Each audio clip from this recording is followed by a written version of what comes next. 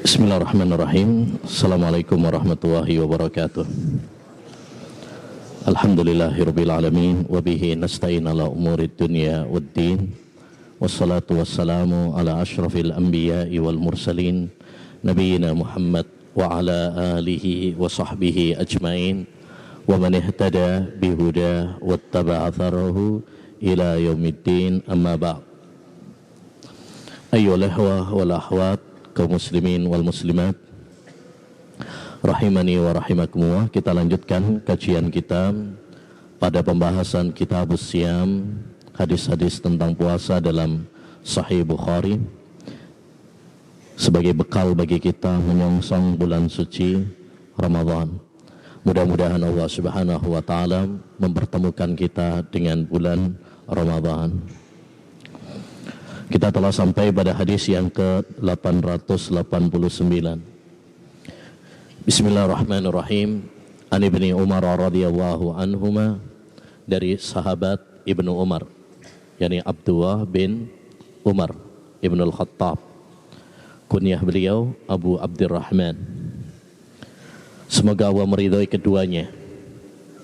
Pakai dhamir huma karena beliau Abdullah dan ayahnya yaitu Umar ibn al-Khattab, dua-duanya adalah sahabat.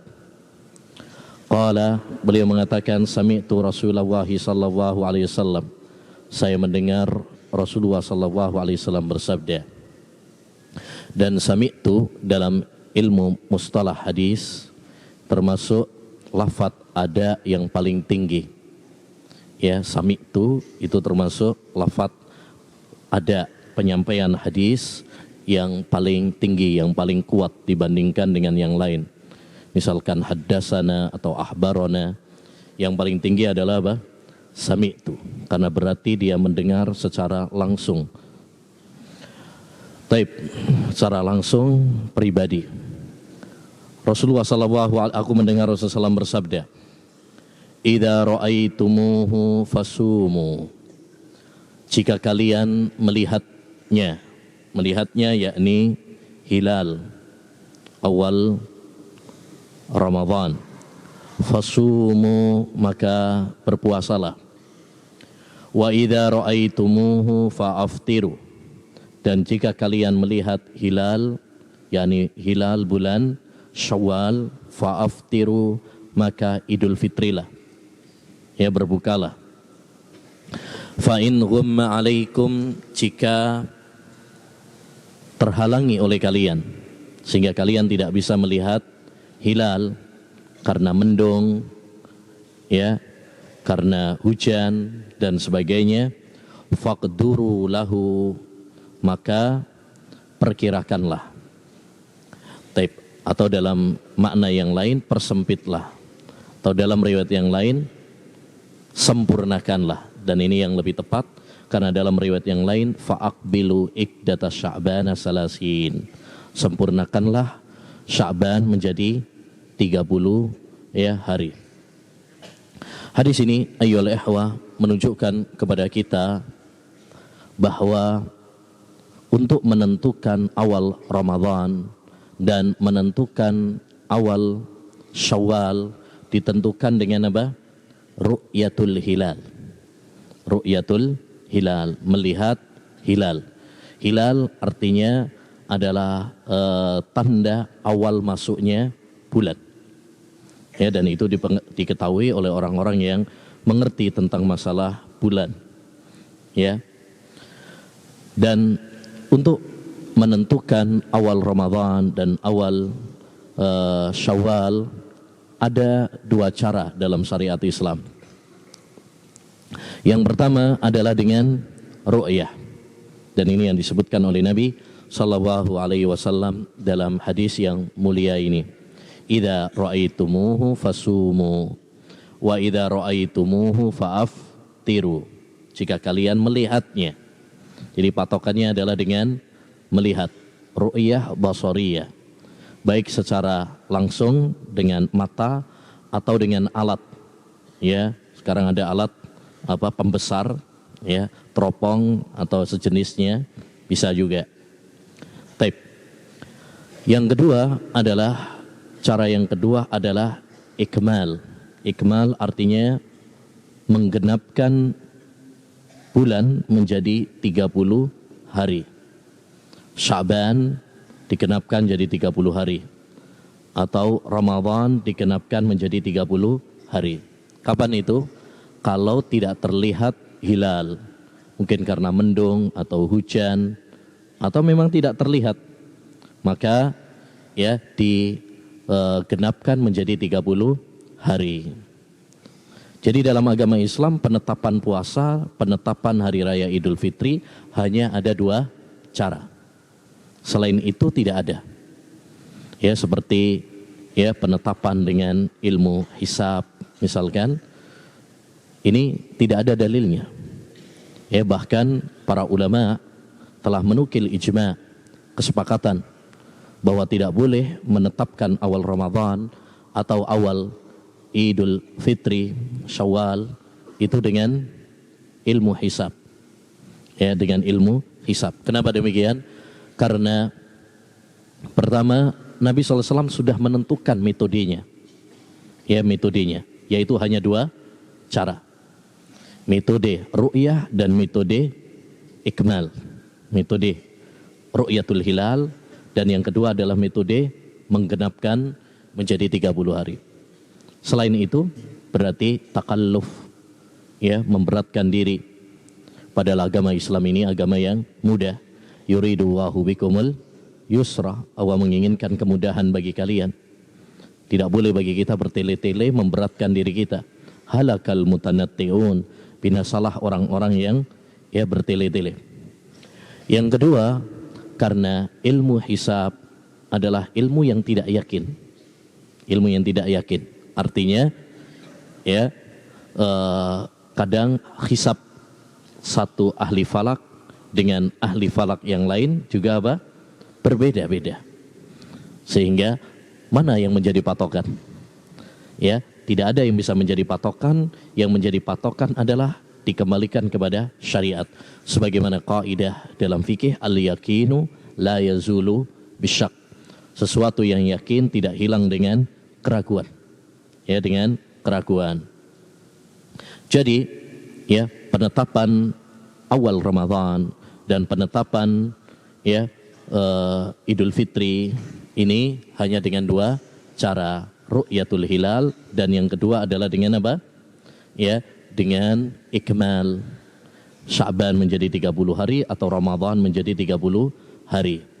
Adapun cara-cara yang lain, metode-metode yang lain, maka ini tidak ada dalilnya yang kuat.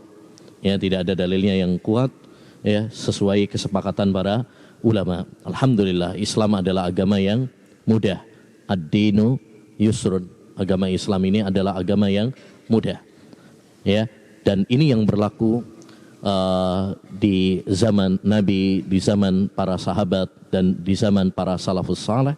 Mereka menggunakan 2 metode tersebut, tidak menggunakan metode-metode yang lain yang berlaku seperti di sebagian negara pada zaman sekarang dengan ya teori-teori ilmu falak, teori-teori ilmu hisab. Ya, kalau untuk sholat silahkan, karena sholat tidak diwajibkan oleh Nabi SAW dengan apa? Melihat. Ya, Allah hanya mengatakan innas sholata kanat 'alal mu'minina kitaban mauquta. Ya, sholat itu memiliki waktu yang sudah ditentukan dan itu bisa diprediksi dengan ilmu hisab. Ya, adapun untuk puasa Nabi sudah mentakyin, ya, menentukan metodenya, yaitu metode ru'yah dan metode apa? Ikmal. Ya. Namun yang menjadi permasalahan dan sering ditanyakan adalah ru'yah siapa yang menjadi patokan? Ru'yah siapa yang menjadi patokan? Andaikan misalkan ya tidak terlihat di Indonesia, tapi dia terlihat di ya negeri jiran misalkan, apakah kita juga wajib mengikuti ru'yah tersebut? Misalkan nggak terlihat di Indonesia, tapi terlihat di Malaysia, atau terlihat di Saudi, tapi tidak terlihat di Indonesia. Apakah kita mengikutinya? Ya, ataukah masing-masing negara memiliki ru'yah tersendiri. Ini pembahasan tersendiri, ya. Para ulama berselisih pendapat dalam masalah ini, dan pendapat yang lebih kuat dalam masalah ini wallahu a'lam bahwa penetapan awal Ramadan dan penetapan Idul Fitri dikembalikan kepada negara masing-masing. Ya, dikembalikan kepada negara masing-masing, ya, untuk persatuan dan menghindari apa? Perpecahan. Nabi bersabda, as-sawmu yawma tasumun wal fitru yawma tuftirun wal adha yawma tudahun. Puasa itu adalah hari di mana kalian bersama-sama berpuasa. Idul Fitri adalah di mana kalian bersama-sama Idul Fitri. Ya. Bayangkan kalau misalkan ada yang ikut Saudi, ada yang ikut Malaysia, ada yang ikut, ya, mungkin berbeda-beda. Akhirnya apa? Puasanya beda-beda, Idul Fitrinya berbeda-beda, sehingga suasana syiar Ramadan dan syiar Idul Fitri atau Idul Adha yang diharapkan oleh Islam, yaitu persatuan, ya, kebersamaan, tidak terasa. Oleh karenanya hendaknya bagi kita untuk penetapan awal Ramadan dan penetapan Idul Fitri dan Idul Adha mengikuti dan menunggu keputusan apa? Pemerintah. Kalau di Indonesia menunggu keputusan sidang isbat hasil Kemenak, Kementerian Agama Republik Indonesia. Ya, kita tunggu keputusannya. Jangan masing-masing mengikuti pendapatnya, mengikuti pendapat organisasinya, mengikuti negara yang lain. Sebagaimana kita dalam sholat. Apakah kita sholat mengikuti waktu yang ada di Saudi, atau waktu yang ada di Amerika, atau waktu yang ada di Malaysia? Tidak. Masing-masing memiliki apa? Waktu tersendiri. Demikian juga dalam apa? Puasa. Ya. Nah, ini pendapat yang lebih kuat insya Allah dalam masalah ini. Wallahu a'lam bishawab. Selanjutnya hadis 890 an Abi Hurairah radhiyallahu an, dari sahabat Abu Hurairah, semoga Allah Subhanahu wa taala, ya, beliau mengatakan, qala Rasulullah sallallahu alaihi wasallam, Rasulullah sallallahu bersabda, man lam yada' qaula zur, barang siapa yang tidak meninggalkan perkataan dusta, wala amala bih, dan, ya, mengamalkannya, ya, baik ucapan dusta atau perbuatan dusta, falaisa lillahi hajah, maka Allah SWT tidak butuh fi an yada'a ta'amahu wa syarabah, tatkala dia meninggalkan makan dan minumnya.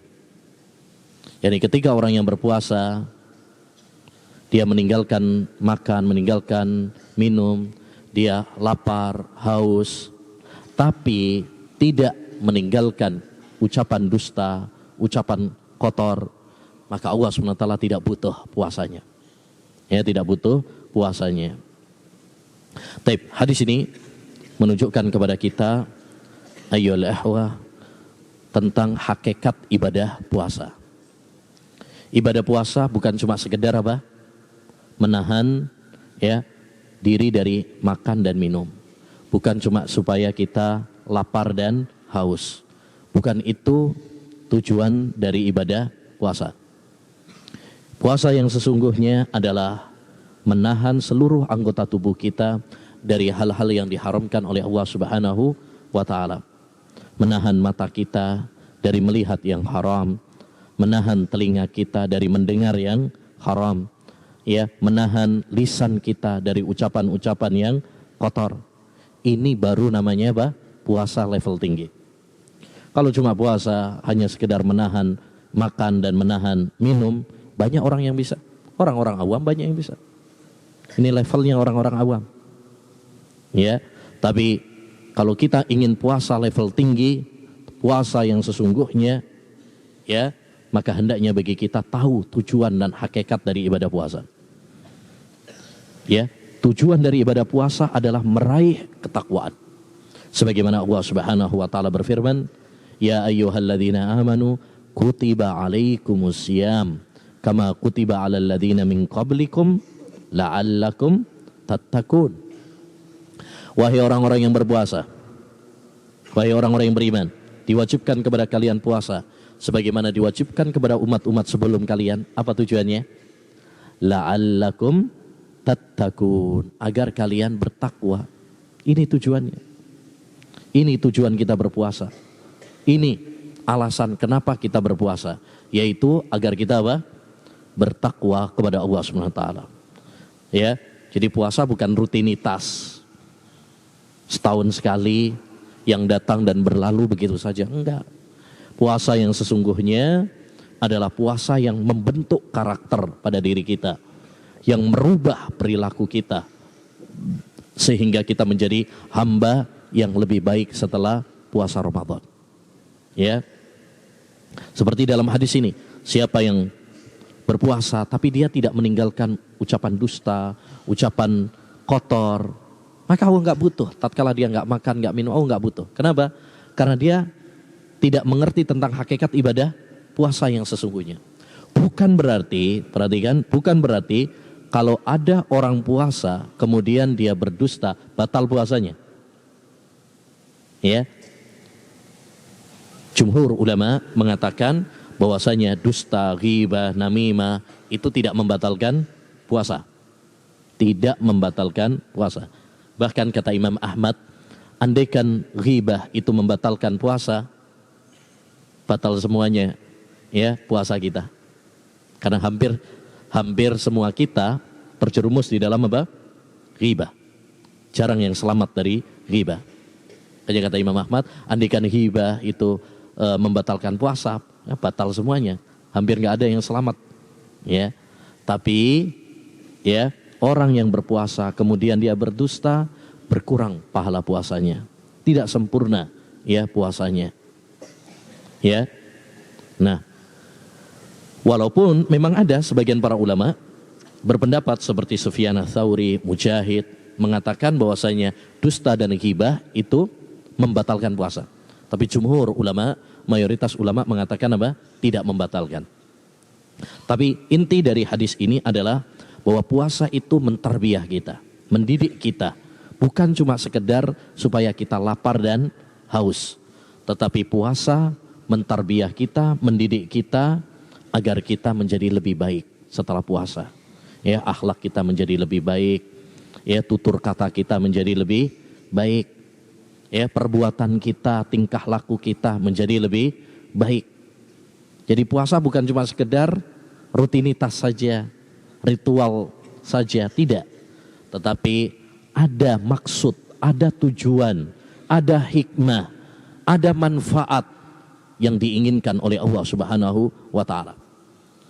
Oleh karenanya seorang muslim dan muslimah hendaknya memahami asrarus syariah, ya, rahasia-rahasia syariat, maqasid syariah, tujuan-tujuan pokok apa? Syariat. Di antaranya tujuan dari apa?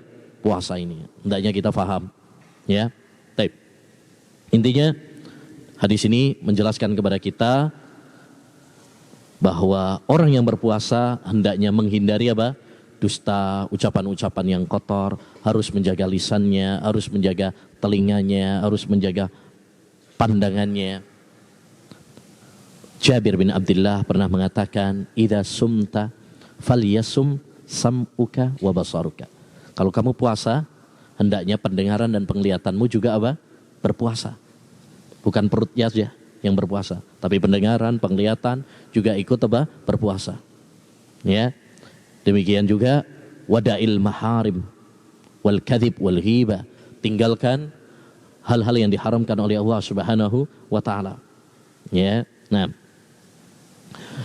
selanjutnya hadis yang ke 891 wa anhu radhiyallahu anhu al hadisul mutaqaddim kullu amal ibni adam lahu illa siyam, dari sahabat Abu Hurairah juga.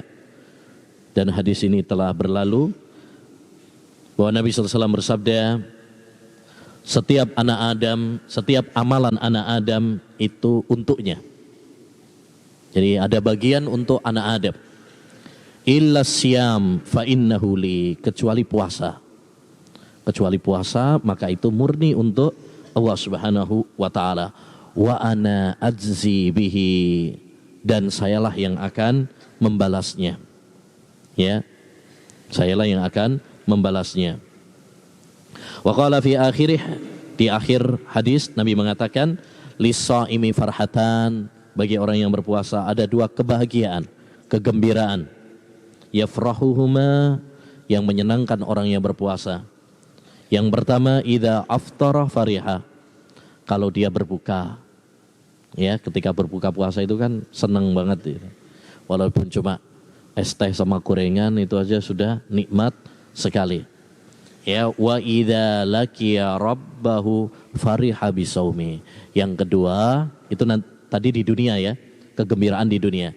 Yang kedua, kegembiraan di akhirat, saat dia bertemu dengan Rabbnya, berjumpa dengan Allah Subhanahu wa taala, dia akan melihat balasan Allah Subhanahu wa taala, ya, ganjaran pahala dari Allah untuk orang-orang yang berpuasa.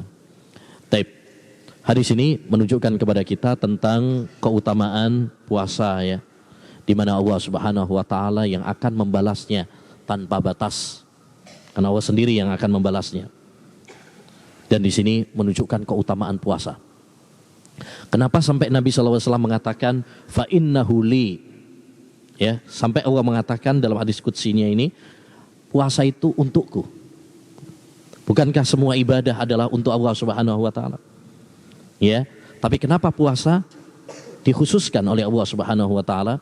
Para ulama mengatakan, dan ini faedah yang sangat penting ayyuhal ikhwah, yaitu karena puasa itu adalah ibadatus sir.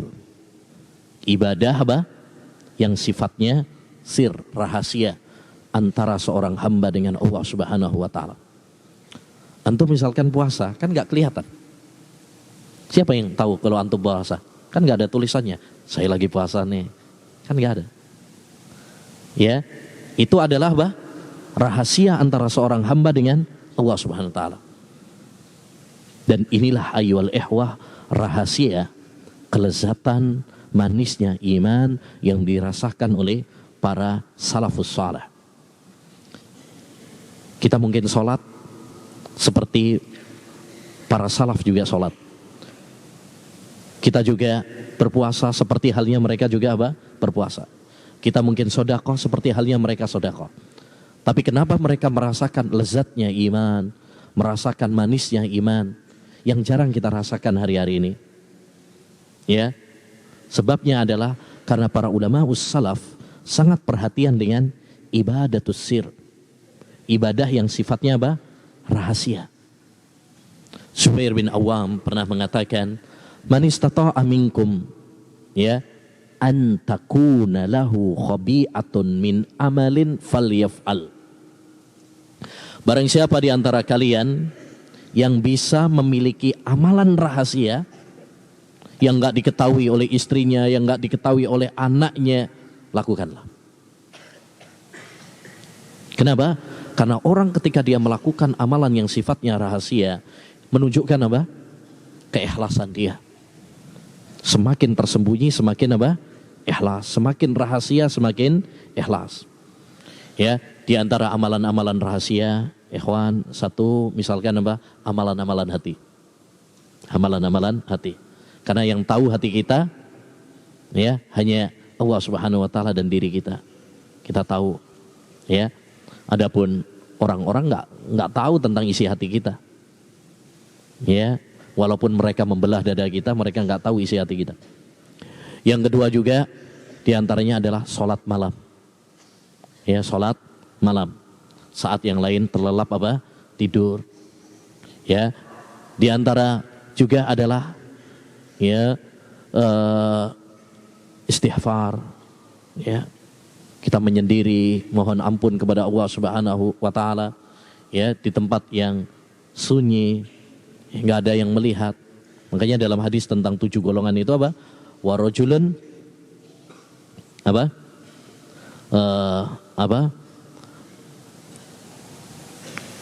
dan seorang laki-laki yang menyendiri kemudian dia meneteskan air mata ya karena takut kepada Allah Subhanahu wa taala. Demikian juga di antara amalan ibadah yang sir, rahasia adalah ya diantaranya juga adalah puasa ini, karena nggak kelihatan sama yang lainnya. Jadi intinya ini keutamaan bagi orang-orang yang berpuasa, ya dikarenakan ibadah puasa adalah ibadah apa? Sir. Oleh karenanya hendaknya bagi kita, terutama bagi para penuntut ilmu, untuk memiliki amalan-amalan yang sifatnya apa? Rahasia. Ya, karena ini yang menjadi penentu. Kalau amalan-amalan yang nampak seperti sholat, ya, atau kita misalkan pas taklim seperti ini kelihatan. Tapi yang perlu menjadi prioritas kita adalah apa? Amalan-amalan yang nggak dilihat oleh banyak orang. Karena itu menunjukkan apa? Keikhlasan kita yang sesungguhnya. Oleh karenanya sholat-sholat sunnah dianjurkan di mana? Di rumah, bukan di masjid. Agar kita lebih apa? Ikhlas. Ya, di dalam beribadah kepada Allah Subhanahu wa taala. Taib. Dan di dalam hadis ini juga tadi ada keutamaan bagi orang-orang yang berpuasa, di mana orang yang berpuasa akan mendapatkan dua kebahagiaan. Kebahagiaan di dunia dan kebahagiaan di akhirat. Kebahagiaan di dunia ketika dia gembira saat buka puasa. Kenapa? Karena saat berbuka itu kan menyenangkan sekali. Saat yang ditunggu-tunggu. Apa itu? Adzan maghrib. Itu ditunggu-tunggu itu. Ya. Walaupun mungkin makanan yang kita makan untuk berbuka sederhana, tapi akan terasa apa? Nikmat. Karena seharian enggak makan. Orang merasakan lezatnya makanan itu saat apa? Lapar. Antum makan makanan yang enak, tapi kalau perutnya kenyang, terasa hambar. Ya, bahkan mungkin muntah malah. Ya, tapi kalau pas lapar, makan apa aja? Enak. Ya. Baik, yang kedua, saat nanti menghadap Allah Subhanahu wa taala, di mana orang yang berpuasa akan mendapatkan ganjaran pahala yang telah Allah siapkan untuk orang-orang yang berpuasa. Salah satunya kemarin yang telah kita bahas, pintu Ar-Rayyan yang Allah Subhanahu wa taala sediakan bagi hamba-hambanya yang rajin tekun berpuasa. Baik, selanjutnya hadis 892 an Abdillah radhiyallahu an, dari Abdullah. Abdullah di sini maksudnya Abdullah bin Mas'ud. Abdullah bin Mas'ud. Karena Abdullah di kalangan para sahabat itu banyak. Ada Abdullah bin Mas'ud, ada Abdullah bin Umar, ada Abdullah bin Abbas, ada Abdullah bin Zubair. Ini kan banyak sahabat. Bahkan di kalangan sahabat ada istilah apa? Al-Abadilah. Al-Abadilah itu untuk 3 sahabat. Abdullah bin Abbas, Abdullah bin Umar, dan Abdullah bin Amr ibnul As, dan Abdullah bin Zubair. Abdullah bin Zubair. Ini yang disebut dengan Al-Abadilah. Ya. Jadi karena banyak yang namanya Abdullah itu banyak. Kenapa?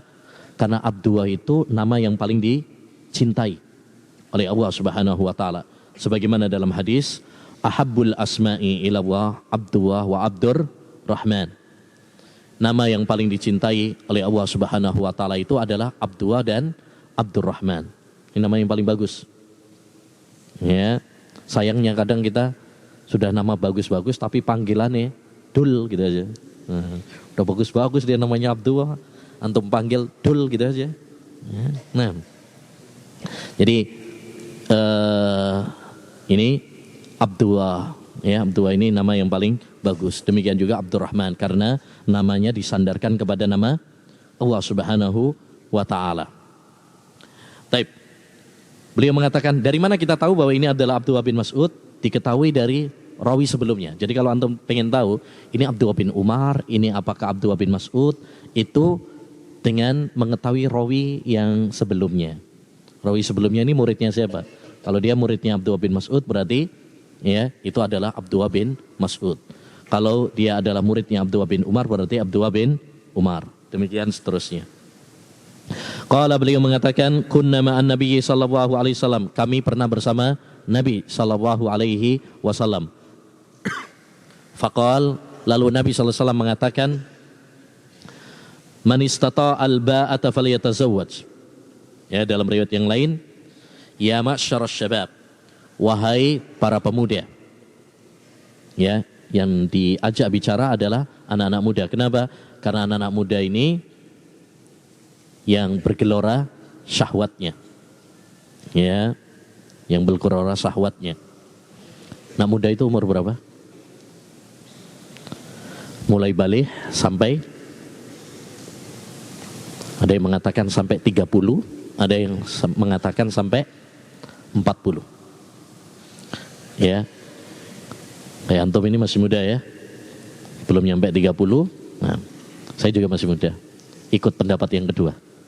Nah, karena belum 40 ya kan. Tapi kalau ikut pendapat yang pertama nggak masuk.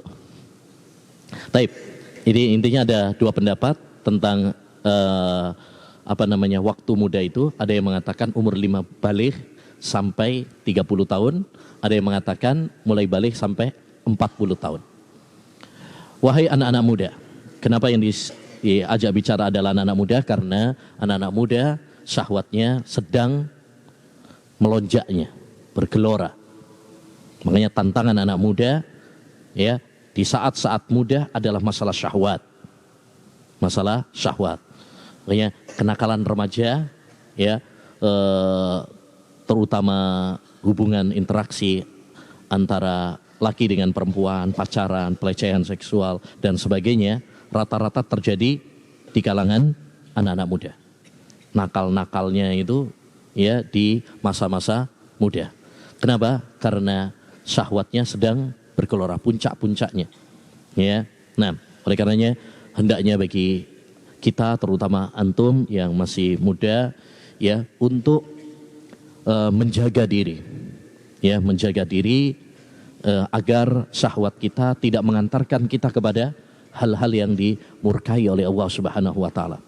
Terutama ikhwan di zaman sekarang ini di mana pintu-pintu kemaksiatan, pintu-pintu syahwat ya menggoda, menantang kita semuanya. Ya, maka perbanyak takwa kepada Allah Subhanahu wa taala, muraqabatullah, ya merasa diawasi oleh Allah Subhanahu wa taala. Hindari ya sebab-sebab yang bisa menjerumuskan kita kepada pintu-pintu syaitan. Ya, cari teman-teman yang baik, sibukkan diri kita dengan zikir kepada Allah, dengan hal-hal yang bermanfaat. Ya, jauhi hal-hal yang bisa mempengaruhi, menggoda kita kepada terjerumus pada dosa dan maksiat. Taib. Man istata'a al-ba'ata falyatazawwaj. Siapa yang mampu di antara kalian ya al-ba'ah. Al-ba'ah ada yang mengatakan mu'annun nikah, yakni modal nikah, ya nafkah, ya. Ada juga yang mengartikan ba'ah artinya al-jima. Siapa yang mampu udah nikah, falyatazawwaj, maka hendaknya dia ya segera untuk menikah. Jadi kalau sudah mampu lahir dan batin, ya punya modal ilmu, punya modal kerja untuk menafkahi, ya karena salah satu tugas kepala rumah tangga adalah nanti apa? Menafkahi. Ya, tidak boleh nanti setelah nikah pengacara, pengangguran banyak, acara luntang-lantung nggak jelas. Itu anak orang itu. Ya, untuk menikah dengan ikatan yang suci, orang tuanya sudah merawatnya sejak kecil, kemudian melepaskannya, memberikan kepada antum yang baru dikenalnya, tentu itu adalah suatu kepercayaan yang luar biasa. Ya, nah, siapa yang mampu di antara kalian untuk menikah, segeralah menikah, jangan tunda-tunda. Ya, karena kalau menunda-nunda malah bisa menimbulkan fitnah. Sebagaimana dalam hadis, idza khataba ilaikum man tardawna dinahu wa khuluquhu fazawwijuhu wa illa takun fitnatun fil ardi wa fasadun kabir. Wahai para orang tua, jika ada pemuda yang baik agamanya, akhlaknya, melamar putri kalian, segeralah nikahkanlah putri kalian dengannya. Sebab jika tidak, kalau ditunda-tunda, dipersulit, maka akan terjadi apa? Fitnah dan kerusakan yang besar. Apa kerusakan yang besar? Maraknya perzinahan. maraknya perzinaan, maraknya pelecehan seksual, ya LGBT, onani dan sebagainya dikarenakan apa? Ya, dikarenakan menunda-nunda apa? Nikah tanpa alasan yang syar'i, tanpa alasan yang syar'i. Jadi kalau yang sudah mampu segera menikah, tawakal kepada Allah Subhanahu wa taala, ikhlaskan niat. Ya, ikhlaskan niat. Percayalah Allah Subhanahu wa taala akan menolong hamba-hambanya yang menginginkan ya kesucian dirinya. Ya, Allah Subhanahu wa taala berfirman, wa ankihul ayama minkum wassalihina min ibadikum iyakunu fuqara yuhnihimu wa hum min fadlih. Ya, nikahkanlah jombloan-jomblowati yang belum nikah itu, ya, kalau mereka fakir Allah akan memberikan apa? Kecukupan kepadanya. Kata Umar bin Khattab, ajibtu liman talabal ghina wa lam yatazawwaj. Aku heran ada orang yang pengen kaya tapi dia enggak nikah. Salah satu sumber kekayaan rizki itu adalah dengan nikah. Ya, jarang ceritanya jomblo kemudian jadi sultan kaya gitu. Nah, rata-rata ya jadi orang kaya itu setelah apa? Setelah dia menikah. Karena menikah adalah pintu di antara pintu-pintu apa? Rizki. Nah, ini penting karena biasanya terutama yang ikhwan ini jadi penakut ya untuk menikah, ya, penakut atau kalau bahasa kasarnya pengecut, ya. Nah, karena diberi was-was oleh setan, ya, beri was-was oleh setan. Kalau memang tujuan kita mulia, tawakal kepada Allah Subhanahu wa taala, ya. Kasihan banyak akhwat yang udah nunggu. Nah, fa innahu aghaddu lil basar. Hikmahnya apa? Hikmahnya apa? Dengan menikah aghaddu lil basar, menundukkan pandangan. Wa ahsanu lil farj, melindungi, menjaga farji. Kenapa? Karena dengan menikah ada jalan yang halal yang Allah berikan. Bahkan Allah jadikan jima antara suami dengan istri itu sebagai apa? Sedekah dan ibadah yang berpahala. Wa fi bud'i ahadikum sadaqah. Ya, dalam jima seorang suami dengan istrinya itu adalah sedekah, pahala, ibadah. Para sahabat heran. Ya, para sahabat heran. Mereka mengatakan, ya Rasulullah, ayati ahaduna syahwatahu wa yakunu lahu fi ajr. Benar nih wahai Rasul, ada orang melampiaskan syahwatnya kemudian dapat pahala. Ini enggak kasih pahala aja orang akan melakukannya. Kok malah dapat pahala? Beneran nih. Kata Nabi SAW, ara'aitum idza wada'aha fi haramin akana alaihi wizrun fakadzalika idza wada'a fil halal kana lahu ajrun. Bukankah kalau dia melampiaskan syahwatnya pada tempat yang haram dia berdosa? Begitu juga kalau dia melampiaskannya pada tempat yang halal berarti dia dapat pahala. Wa man lam yastati' fa alaihi bisawm fa innahu lahu wija. Kalau dia tidak mampu, yakni belum mampu untuk nikah, ya, belum ada kepikiran atau belum ada pekerjaan, nafkah, jangan nekat, ya, untuk ada tanggung jawab, ya, yang besar kalau seorang itu menikah. Jadi pastikan antum memang betul-betul maslahatnya lebih besar ketika menikah itu. Kalau memang belum kepikiran, mending belajar terlebih dahulu. Tapi kalau memang sudah memuncak syahwatnya, ya, jika tidak segera menikah, maka justru sangat berbahaya, ya, malah khawatirnya terjerumus dalam hal-hal yang haram, maka tawakal kepada Allah Subhanahu wa taala. Tapi kalau belum mampu, perbanyak puasa. Fa innahu lahu wija, karena puasa itu bisa mengerem syahwatnya. Bisa mengerem syahwat. Karena orang yang puasa itu kan apa? Lemes kan? Gak makan, gak minum, lemes dia. Jadi setannya mau goda, setannya sendiri apa? Ya, lemes. Ya. Nah, karena orang biasanya kuat untuk melakukan maksiat itu kalau badannya apa? Kuat. Makan, minum, gitu. Tapi kalau dia sendiri lemes, loyo, ya, maka motivasi untuk melakukan maksiat akan rendah, minim. Intinya salah satu solusi yang diberikan oleh Nabi SAW untuk mengerem syahwat adalah dengan memperbanyak puasa. Makanya kalau antum yang belum mampu untuk nikah, sedangkan pikiran-pikiran nakal, liar, sering menggelayuti pikiran kita, ya, yang apalagi biasanya kalau sebelum tidur muqaddimahnya 2 jam dulu. Nah ini perbanyak apa? Puasa. Ya, perbanyak puasa. Perbanyak puasa, sibukkan dengan hal-hal yang bermanfaat. Nah, insyaallah ta'ala nanti kita lanjutkan pada pertemuan berikutnya. Sallallahu wasallam ala nabiyina Muhammad wa ala alihi wa sahbihi ajmain. Pertemuan berikutnya hari Senin ya. Nah, jadi mulai sekarang sampai nanti sebelum Ramadan kita kajian ininya Senin dan Rabu baca kitab Siyam. Subhanakallahumma bihamdika asyhadu an la ilaha illa anta astaghfiruka wa atubu ilaik. Assalamualaikum warahmatullahi wabarakatuh.